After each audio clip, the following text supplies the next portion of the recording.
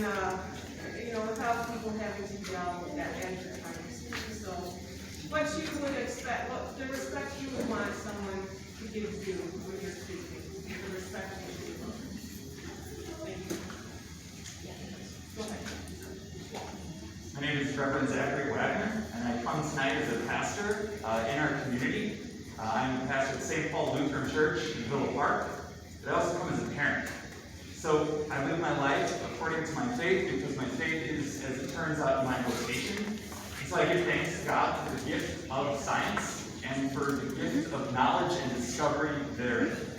I'm a member of this community in Villa Park, and I'm actually responsible for a community within Villa Park as well. So I deeply appreciate the ongoing efforts of our teachers, our administration, and our board this entire last year.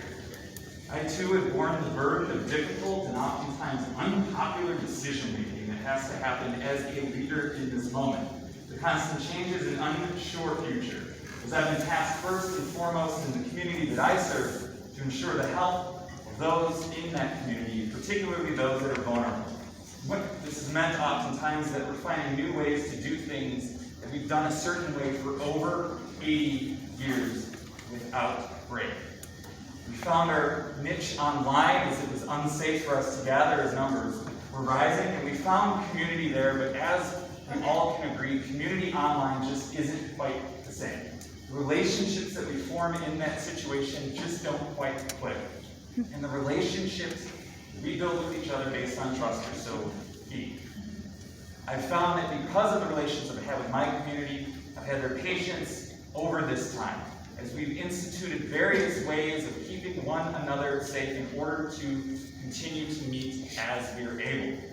Our preschool and daycare that resides within our building actually was open prior to B45, and still to this day maintains masking policies for children 3 to 6 years old. In fact, everyone in there is masked, and they have not had any issues at all throughout this process. I do believe that this too shall pass, that the decisions that we make will decide the pace at which that will happen and who it is that is around to see it happen. My fear, of course, always is that exposure will put others at risk beyond just myself. As a person rooted in the community of faith, he believed in Martin Luther and his teachings. He himself, facing a pandemic in 1527 in Wittenberg, gave these words of advice. I will pray, but then I shall mitigate, purify the air, and administer medicine and take it, avoiding places and persons where my presence is not needed, in order that I should not perchance infect or pollute others so as to cause their death as a result of my negligence. Luther deferred to science and medicine, and that's what I'm asking us to do here this day. I also would identify that this isn't a fear versus faith sort of thing, that indeed fear and faith have nothing to do with it. This mask isn't a sign of fear, but a sign of my love for my neighbor. And I give thanks for all of my neighbors here, because I want to remind us all, we are a community here in Villa Park, and a community that's endeared itself to me the 4 years that I've served.